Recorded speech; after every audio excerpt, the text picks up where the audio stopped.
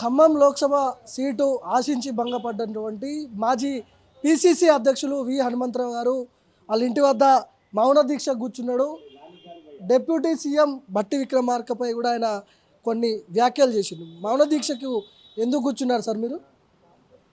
మౌన దీక్షకు ముఖ్య ఉద్దేశం నా మీద నా తెలంగాణ అనే ఒక వీడియో ఛానలు పేపరు వక్రీకరించి ఫాల్స్ స్టేట్మెంట్ ఇవ్వడం. నేనేదో ఎన్ని సీట్లు వస్తాయో నాకు తెలియదు, బీజేపీ పుంజుకుంటుంది, బీజేపీకే మెజారిటీ వస్తుంది, విత్ ఇన్ ది పార్టీలో కూడా న్యాయం జరగలే, అవతల పార్టీలకు ఇస్తారని ఒక ఫేక్. అది ఫేకా కరెక్టా అనేది నేను తెలుసుకునే బాధ్యత యాజ్ అ పౌరుడుగా నాకు ఉన్నది. అందుగురించి నేను సైబర్ క్రైమ్కు కూడా నిన్న కంప్లైంట్ ఇచ్చిన, ప్రెస్కి ఇచ్చిన. ఇవాళ నా ఉద్దేశం ఏంటంటే అది బాగా వైరల్ అయింది, ప్రతి దగ్గర పోయింది. ఈ నా తెలంగాణ ఏదైతే న్యూస్ అందరూ అరే హనుమంతన్ ఏంది బీజేపీలో పోతాడా, బీజేపీ గురించి తారీఫ్ చేసిండు, నరేంద్ర మోడీకి చేసిండు, ఇది ఏమిటి ఈయనలో మార్పు వచ్చిందా అనేది జనం అయోమయంలో ఉండే సమయంలో వాళ్ళను కాన్ఫిడెన్స్ పెంచడానికి నేను తప్పు చేయలేదు, నేను ఒరిజినల్ కాంగ్రెస్, సెక్యులర్ కాంగ్రెస్, సచ్చే వరకు ఇదే కాంగ్రెస్లో ఉంటాను. కానీ దీని వెనకాల ఎవరు ఉన్నారు? బీజేపీ ఉన్నదా, ఆర్ఎస్ఎస్ ఉన్నదా, లేకుంటే వేరే పార్టీ వాళ్ళు ఎవరన్నా దీంట్లో బ్యాక్గ్రౌండ్ ఉన్నదా అని తెలుసుకోవడానికి ఈనాడు మౌన దీక్ష చేస్తున్నది. సొంత పార్టీ వాళ్ళు ఎవరన్నా ఉన్నారు అనుకోవచ్చా? ఈ రాతల వెనుక తప్పుడు వార్తలు రాస్తున్నారు నా మీద అంటున్నారు కదా, సొంత పార్టీ వాళ్ళు ఎవరైనా ఉన్నారా దీంట్లో? సొంత పార్టీ వాళ్ళు ఎప్పుడు చెప్పగలుగుతా? ఇన్వెస్టిగేషన్లో తెలిసినాక చెప్తా. ఇన్వెస్టిగేషన్ చేయమని నేనే చెప్పి మళ్ళీ సొంత పార్టీ వాళ్ళు ఉన్నారా అని నేను ఎట్లా చెప్పగలను? సొంత పార్టీ వాళ్ళ కంటే ఎక్కువ అవతల పార్టీలో బీజేపీకి అది లాభం అవుతుందని వాళ్ళు బాగా వైరల్ చేసారు. కనుక అది బీజేపీయా, ఆర్ఎస్ఎస్ఆ, లేకుంటే ఎవరు అనేది ఆఫ్టర్ ఇన్ఫర్మేషన్ వచ్చిన తర్వాతనే ఏమన్నా కామెంట్ చేయగలుగుతాం.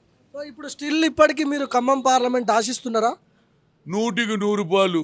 ఎందుకంటే రాజీవ్ గాంధీ ప్రధానమంత్రి గారు 2 సార్లు వచ్చి ఉన్నాడికి, ఒకసారి ట్రైబల్ ఏరియాలో, రెండోసారి ఫ్లడ్ ఎఫెక్టెడ్ ఏరియాలో వచ్చి. ఆనాడు ఎన్టీ రామారావు ముఖ్యమంత్రి, అదేవిధంగా జలగం వెంగళరావు పిసిసి అధ్యక్షుడిగా నేను పోయే అవకాశం ఆయన వెంబడి ఉండే. ఆయన ఇంటీరియర్ విలేజెస్ కూడా ఎట్లా వీళ్ళ బతుకు తెరువులను తెలుసుకున్నాడు కనుక ఆయన ఆలోచనను, ఆయన ఏదైతే బడుగు బలైన వర్గాల గురించి ఆలోచన ఏం చేస్తాడో అదేవిధంగా అక్కడి ప్రజలకు సేవ చేయాలని గత 7-8 ఏండ్ల నుంచి అక్కడనే పనిచేస్తున్నా. అదేవిధంగా ఇవాళ ఉన్నటువంటి ఏఐసిసి అధ్యక్షుడు మల్లికార్జున్ ఖానాడు పార్టీ ఫ్లోర్ లీడర్గా ఉండే, ఆయనతోటే ఇనాగ్రేషన్ చేయించాను. రాజీవ్ గాంధీ స్టాచ్యూ ఇనాగ్రేషన్ కూడా చేయడం జరిగింది. అప్పటి నుంచి బట్టి ప్రోగ్రాం, రైతుల ముఖాముఖి కానీ, సైకిల్ యాత్ర కానీ, పీపుల్ మార్చ్ కానీ, రేవంత్ రెడ్డి పాదయాత్రలో ప్రతి దగ్గర ఆయనకు పోయినా ఈయనకు పోయినా, అదేవిధంగా అక్కడ రైతులకు సంఖ్యలు వేస్తే పోయినా వాళ్ళకు రైతులకు సాయం కూడా అందించడం జరిగింది. అదేవిధంగా ఒక ఫారెస్ట్ ఆఫీసర్ను చంపేస్తే అక్కడ కూడా వాళ్ళ కుటుంబ సభ్యులకు 50,000 ఇచ్చి వచ్చిన. కనుక అక్కడ ప్రజలు కోరుతున్నారు, హనుమంతరావు పిలువంగానే వస్తాడు, చాలా రోజుల నుంచి ఈ ప్రాంతంలో పనిచేస్తున్నాడు, ఏఐసిసి ప్రోగ్రాం కానీ రాష్ట్ర ప్రోగ్రాం కానీ అన్నింటిలో అందుబాటులో ఉంటాడు, ఆయన వస్తే మేము గెలిపిస్తామని చెప్పడం కూడా జరిగింది. ఇప్పుడు అదే పార్లమెంట్ నుంచి పొంగులేటి శ్రీనివాసరెడ్డి వాళ్ళ బ్రదర్ కోసం, పొంగులేటి ప్రసాద్ రెడ్డి కోసం, బట్టి విక్రమార్క, మల్లు నందిని కోసం, యుగేందర్ కోసం తుమ్మల నాగేశ్వరరావు, వీళ్ళందరూ కూడా పోటీ పడుతున్నారు. వీళ్ళందరినీ దాటుకొని విహెచ్కి ఎట్లా వస్తుంది? చూడండి, నేను న్యాయం గురించి కొట్లాడుతున్నా, ఒరిజినల్ కాంగ్రెస్, గతం నుంచి నేను అదే సీటు అడుగుతున్నా.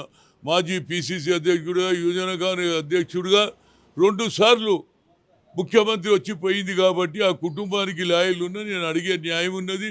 నేను ఇయ్యాలనే పోయి అడుగుతలేను, 7 ఏండ్ల నుంచి పనిచేస్తున్నా, కనుక నాకు న్యాయం జరగాలి అనేదే నా ఉద్దేశం. బయట జరుగుతున్న చర్చ ఏంటంటే విహెచ్కి బట్టి విక్రమార్క టికెట్ రాకుండా చేస్తున్నాడు అనే చర్చ జరుగుతూ ఉంది, వాస్తవమేనా? వాస్తవం ఉన్నది, కనిపిస్తూనే ఉన్నది కదా. ఆయన భార్యను పెట్టినప్పుడే అర్థమైపోయింది. హలో, ఆయన భార్య ఆయన భార్యను పెట్టినప్పుడే నాకు అన్నాడు కదా, నాకు ఎందుకు అనుమానం వచ్చింది, ఆయననే అన్నాడా, 7 గెలిచిండు రమ్మన్నాడా, ఏది గచ్చిబౌలిలో. ఎప్పుడైతే నేను రేవంత్ రెడ్డి కష్టపడ్డాడు, కష్టపడ్డ వానికి వెయ్యాలి, ఆయననే పార్టీని ఏది అప్లిఫ్ట్ చేసిండు, రాహుల్ గాంధీ ప్రోగ్రామ్ సక్సెస్ చేసిండు, మీటింగ్ సక్సెస్ చేసి అన్న ఆనాటి నుంచి నా మీద ఆయన వేరే ఆలోచనలు ఉన్నాడు. గతంలో మాట ఇచ్చిరంటగా మీకు బట్టి విక్రమార్క ఖమ్మం సీటు మీకే ఇస్తాము, ఖచ్చితంగా మీరు తిరగండి, మీ పనులు మీరు చేసుకోండి అని చెప్పినట్ట గతంలో. చెప్పినా తిరుగుతూనే ఇప్పుడు ఏం జరిగింది మరి? ఏం జరిగిందేమో ఆయన అడుగు, ఎందుకంటే ఆయన ఆలోచనలో మార్పు వచ్చింది. నేను ఎట్లా చెప్తానే, భార్య మీద ప్రేమనా, పిల్లల మీద ప్రేమనా, నా మీద కోపమా, ఆయనే చెప్పగలరు. నేను ఒకటే అంటే, ఆయన అంతరాత్మ ఉంటే భద్రాచలం రామస్వామి జన అంతరాత్మలో మార్పు చేయమని చెప్పగలుగుతా, అంతే చెప్పి వేరే చెప్పాలి. అంతరాత్మ అనేది ఉంటుంది. ఒకసారి ఒక భోజనం ఆకలితో ఉన్న ఆడపడుచు కానీ మగవానికి కానీ ఒక తల్లి అన్నం పెడితే ఆ ఇల్లుని మర్చిపోము. అయ్యో, నేను ఇప్పుడు 11 జన్పత్లు ఉన్నప్పుడు ఎంతోమందికి భోజనాలు పెట్టిన, శ్రీకాకుళం నుంచి ఆదిలాబాద్ దానిక, ఎవడైనా అనుమతనా నీ ఇంట్లో భోజనం చేసినవి అంటారు. కనుక ఈయనకు అన్ని విధాల సాయం చేసిన కదా, మరి ఎందుకు అన్యాయం చేస్తుండే మీకు? ఎందుకు అన్యాయం చేస్తా, ఆయననే పోయి అడుగు. నేను ఎందుకు అంటే, ఆయన వాళ్ళ అన్న ఉండే మల్లు అనంతరాములు, నాకు ఆయన ఇద్దరు మంచి ఫ్రెండ్షిప్ ఉండే. అన్న చనిపోయిండని తమ్ముని తీసుకొచ్చి రాజకీయాల్లో చేర్చిన. వాళ్ళ ఇంకో తమ్ముడు ఉండే మల్లు రవి, ఆయన నాగర్ కర్నూలు అడిగినప్పుడు రాజీవ్ గాంధీ అన్నాడు, Hanumanth will give to his wife అన్నాడు. అంటే నేను she is the more spiritual lady, always she will sitting in the church, so who is there అంటే హిజ్ బ్రదర్ ఈజ్ దేర్ అని పిలిచితే, రాత్రి 1 గంట రాత్రి కాళ్ళు మొక్కిండు, నువ్వే మల్లు అనంతరాములు అన్న ఇయ్యాలంటు నుంచి అన్నాడు. తర్వాత నాకు తమ్ముడు లేడు కాబట్టి ఈడే తమ్ముడు అనుకొని అన్ని విధాల రాజకీయంలో తెచ్చిన తర్వాత కేశవరావుకు చెప్పి ఏది లోకల్ బాడీ టికెట్ ఇప్పించిన ఖమ్మంలో ఇచ్చేదానుకున్నాడు. తర్వాత ఆయన ఏం చేసినా కానీ ఆయన గెలిచినాక మొదలుతాడు నా పెద్ద హృదయం, ఆయననే సిఎల్పి చేయమన్నా. రాజగోపాల్ రెడ్డి వచ్చి అడిగిండు, అన్నా నన్ను చేయి, సిఎల్పి చేస్తే నీకు ఖమ్మం ఖర్చు అంతా చూస్తా, నిన్ను గెలిపిస్తా అన్నాడు. లేదన్నా సామాజిక న్యాయ మనిషిని, అక్కడ రెడ్డి ఉన్నాడు, ఇంకో రెడ్డి ఎట్లయితాడు రా బాబు, కాదని చెప్పిన. నాగర్ కర్నూలు మల్లురావికి ఇవ్వడంలో విఎస్ది కీలక పాత్రనా? నాదెందుకు, నాది ఏం నడవనే లేదు. వేగానే షాదీమి అబ్దుల్లా దివానా లెక్క నన్ను అడుగుతున్నావు. ఆయన అన్నాడు, శ్రీనివాసరెడ్డి వాళ్ళ చదివినా నీ అన్నకు నువ్వు టికెట్ ఇప్పించుకుంటావు, అక్కడ వివేక్ కొడుకుకి ఇస్తారు, నా తమ్మునికి ఎందుకు ఇయ్యరని ఆయనది పేపర్ స్టేట్మెంట్ చదివిన. ఎవరికి వాళ్ళు వాళ్ళ కుటుంబంలో అడుగుతున్నారు, నా కుటుంబంలో ఎవరు నాకే ఇలాంటి ఇస్తలేరు, అది పంచాయతీ. ఇప్పుడు ఖమ్మం పార్లమెంట్ అనేది హాట్ టాపిక్గా మారింది. అక్కడ వన్స్ టికెట్ వచ్చిందంటే గెలిచినట్టే, ఎందుకంటే ఉమ్మడి ఖమ్మం జిల్లా వ్యాప్తంగా కాంగ్రెస్ బలంగా ఉంది. అక్కడ ఒక బీసీ నేతని మీలాంటి వాళ్ళకి టికెట్ ఎందుకు ఇవ్వట్లేదు, రెడ్లకే ఎందుకు మొగ్గు చూపుతున్నారు? కాదు, ఇప్పుడు కొత్త పేరు వేస్తుంది, ఒక కమ్మాయిన పేరు కూడా వింటున్నాను నేను. ఎవరు వెంకటేశ్వరరావు అంటే పేపర్ టీవీలలో చూసి, ఆయన నిజామాబాద్ మాజీ మినిస్టర్ అట, ఎవరో ఆయన వర్షన్ వింటున్నది, కరెక్ట్ కావచ్చు రాంగ్ కావచ్చు, కానీ నా ఉద్దేశంలో 7 సీట్లు ఉండేనండి. 7 సీట్లు ఉన్నాయి కదా, 7లో 4 2 ఎస్సీ అయినాయి, 2 ఎస్టీ అయినాయి కదా, మిగిలినవి 3 కదా. 3లో కూడా అప్పర్ క్లాస్కే ఇచ్చిర్రా, సాంబశివరావు సిపిఐ అప్పర్ క్లాస్, అదేవిధంగా తుమ్మల నాగేశ్వరరావు ఖమ్మం అప్పర్ క్లాస్, అదేవిధంగా పాలేరు 3 ఇచ్చిండ్రు కదా. ఆ తర్వాత రేణుకా చౌదరి కూడా రాజ్యసభ ఇచ్చిండ్రు. ఇప్పుడు న్యాయంగా బీసీకి ఇవ్వాలన్నా లేదా అంటే, బీసీకు లేరు అనుకుంటున్నా, ఆడెవడు బీసీ వాడు పుట్టలేదా, అసలు పుట్టుకనే లేదా చెప్పండి. అడవులలో ఒక్కొక్క జంతువు అయితే కథమైతే చూడు, పులులు తక్కువైనాయని మళ్ళీ వేరే దగ్గరికి వెళ్ళి మా జనాభా లేదా అని చెప్పు. నేను అదే అడుగుతా, రేపు గెలిచే సీట్లు ఎందుకు ఇవ్వట్లేదు? కాదు, నేను ఖమ్మం సీటు అప్పుడే గెలుస్తూ, అప్పుడు కూడా నాకు అన్యాయం జరిగింది, నా పేరు పెట్టలే. ఉత్తమ్ కుమార్ రెడ్డిని అడుగు, ఆయనే చెప్పిండు. తర్వాత లేదన్నా నాకు ప్రెషర్ ఉండే పెట్టలేదని చెప్పిండు. తర్వాత కూడా తెలిసింది నా పేరే పెట్టలే, అప్పుడు అన్యాయం జరిగింది, ఒప్పుకున్నా.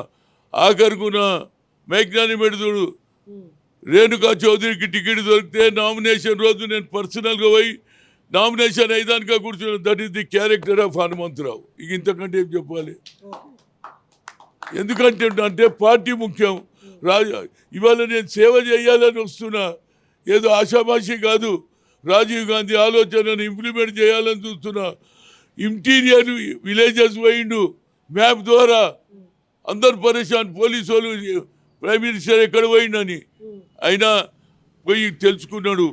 ఈ గాదెలు ఎట్లా బియ్యం పోస్తారు, ఈ గాదె ఎట్లా వర్షం వస్తుందా అని ట్రైబల్ లేడీని అడిగి తెలుసుకున్నాడు. కనుక ఆనాడు నుంచి నాకు ఒక ఆలోచన, గిరిజనులకు బడుగు బలైన వర్గాలకు ఏదో చెయ్యాలనే తపన ఉన్నది. కాబట్టి ఆయన ఆలోచనను ఇంప్లిమెంట్ చేయాలని 7-8 ఏళ్ల క్రితమే అక్కడనే ఉన్న రాజీవ్ గాంధీ స్టాచ్యూ పెట్టించిన, ఇవాళ ఏఐసిసి అధ్యక్షుడైన మల్లికార్జున్ తోటే ఇనాగ్రేషన్ చేయించిన. ఇక బట్టి చెప్పిన ప్రోగ్రాంలు అన్నీ పోయినా, ఏ ప్రోగ్రాం అడిగితే ఏఐసి ప్రోగ్రాం అయినా మరి ఆయన ఎందుకు ఇట్లా చేస్తుండో ఇక ఆయనకే వదిలేసిన. మొన్న ముఖ్యమంత్రి రేవంత్ రెడ్డిని కలిసిరు కదా, మీరు కలిసిర్రు, బుజ్జగింపులు జరిగినాయంట. ఏం చెప్పి హామీ ఇచ్చిండు మీకు? హామీ ఏమి ఇవ్వలేదంటే, ఏరియాస్ ఎవరి వాళ్ళ ఏరియా కదా. నేను అన్న నువ్వు టికెట్ తెచ్చుకుంటే డబ్బులు పెడతా, టికెట్ మాత్రం. ఎందుకంటే ఏరియా వైజ్ కదండి. ఈయన మహబూబ్ నగర్, ఆయన ఖమ్మం, ఖమ్మం నోబడి. ఇంతకుముందు ఉత్తమ్ కూడా అదే చెప్పిన మాట చెప్తున్నా. నేనేం చేయాలన్నా ఆయన జిల్లా, అందులో నేను ఇంటర్ఫేస్ కాదు అంటుండు. మరి ఇక రేవంత్ రెడ్డి గారి పరిస్థితి కూడా అట్లనే ఉన్నట్టుంది. ఆయన చెప్పిండు నేను ఆయన డిప్యూటీ లీడర్. ఇప్పుడు డిప్యూటీ సీఎం అక్కడ ఇన్వాల్వ్ అయింది కాబట్టి సీఎం ఇన్వాల్వ్ కావట్లేదు అనేది వాస్తవం. అది కాదు, ఆయన నా మీద ప్రేమ ఉన్నది, నాకు హెల్ప్ చేయాలని ఉన్నది. కానీ ఆయన కూడా డిప్యూటీ లీడర్ కదా, ఎవరి కుర్చీ వాళ్ళు చూసుకోవాలి కదనే. మరి అది అవుతుంది. ఇక ఆయన నేను తప్పు పట్ట, నిజం చెప్తున్నా, ఫ్యాక్ట్. ఆయన తప్పేం లేదు. కానీ టికెట్ వస్తే మాత్రం డబ్బులు పెడతా అన్నాడు. చివరిగా ఏం చెప్పదలుచుకున్నారు, ఏం డిమాండ్ చేస్తున్నారు? మరి ఈ డిమాండ్ వేరు, ఇప్పటిదాకా అడిగిన కథ వేరు. అది శ్రీరాముడు సీత కథ. ఇప్పుడు ఒరిజినల్ కథకు వస్తున్నా. ఇక్కడ జరిగింది ఇవాళ మౌన ధర్నా ఎందుకు చేస్తున్నా అంటే, నా మీద చెడు ప్రచారం ఎందుకు చేసిండ్రు, నా మీద నా ఐడియాలజీ వేరు, నేను సెక్యులర్ ఐడియాలజీ. నా జీవితంలో ఎన్ఎస్యుఐ యూత్ కాంగ్రెస్ అప్పటి నుంచి కూడా నేను ఎప్పుడు ఏబీవీపీ తోటి సంబంధాలు లేవు, ఎన్ఎస్యుఐ తోటి సంబంధాలు ఉన్నాయి. మతతత్వ పార్టీతోటి నేను ఎన్నడూ కూడా సంబంధాలు పెట్టుకోలేని సెక్యులర్ సిద్ధాంతాలు.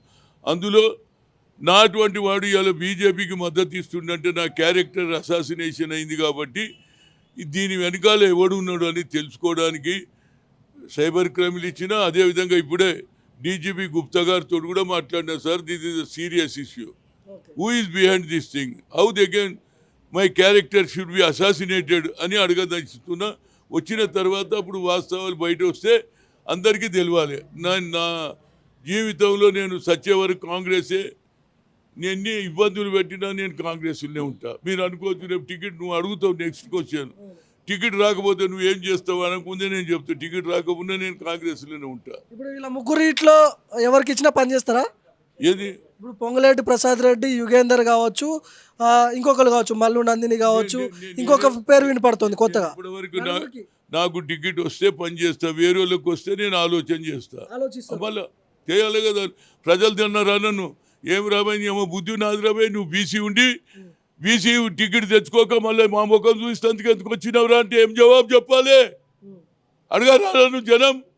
ఏం రావు, నువ్వు ఇంత పెద్ద లీడరు, ఐఐఎంలో రిజర్వేషన్ తెచ్చినావు, ఓబీసీ పార్లమెంట్ కమిటీ చేసినావు, రాహుల్ గాంధీ చెప్పిన ఆశయాలు చేస్తున్నావు, జిత్తిన ఇస్సాదారి ఉత్తాది ఎందుకు వస్తున్నావా అంటే ఏం చెప్పాలి? కనుక నేను వేరే దగ్గర ఏది తెలంగాణ ప్రాంతంలో ఎవరు పిలిచినా పోయి పని చేస్తా. ఆడ మాత్రం నేను నాకు టికెట్ రాకపోతే నన్ను ప్రజలు చీ అంటారు. సిగ్గు లేకుండా వచ్చినావురా, నీకు పౌరుషం లేదురా అంటే నేనేం చెప్పాలి? అది 2 సార్లు మోసమైనాక నువ్వు ఎందుకు వస్తావు అంటున్నారు కదా. వేరే దగ్గర తిరుగుతా. ఇప్పుడు ఈడున్నాడు నాగేందర్, బరాబర్ తిరుగుతా గెలిపించడానికి. నేను ఎప్పుడు కూడా పార్టీకి వెన్నుపోటు కొట్ట. బ్లాక్ మార్కెటింగ్ నా ఆలోచన లేదు. బ్లాక్ మెయిల్ చేయాలి కాదు, వేరే వాళ్ళు లెక్క బ్లాక్ మెయిల్ చేసి పదవులు కొట్ట. నేను ఉన్నాడు చెప్తా. నాకు ఇందిరాగాంధీ మీద, సోనియా గాంధీ మీద నమ్మికున్నది. ఆమె నాకు లెటర్ కూడా రాసింది, రేపు చూయిస్తా. ఆ లెటర్ కూడా రేపు టికెట్ వచ్చినాక ఆమె ఆ అమ్మ ఏం రాసిందో నేను సచ్చే వరకు కాంగ్రెస్లో ఉంటా. కానీ అక్కడికి మాత్రం మళ్ళీ నేను పోయినా అనుకో, నీ అటువంటి నువ్వు పోయినమాట కదా, ఏలు పెట్టినట్టు కదా, వద్దన్నమాట కదా, ఇవన్నీ ఎందుకంటే నాకు వచ్చేది కాదు, పోయేది కాదు. ఇక్కడ మాత్రం అన్ని ఏరియాలో మాత్రం తిరుగుతా. ఎవరు పిలిస్తే వాళ్ళ దగ్గర పోతా, 4 మాటలు చెప్తా. నాకున్నటువంటి ఏదైతే ఎక్స్పీరియన్స్ ప్రజలకు చెప్తా. సోనియా గాంధీ 6 డిక్లరేషన్ చెప్తా.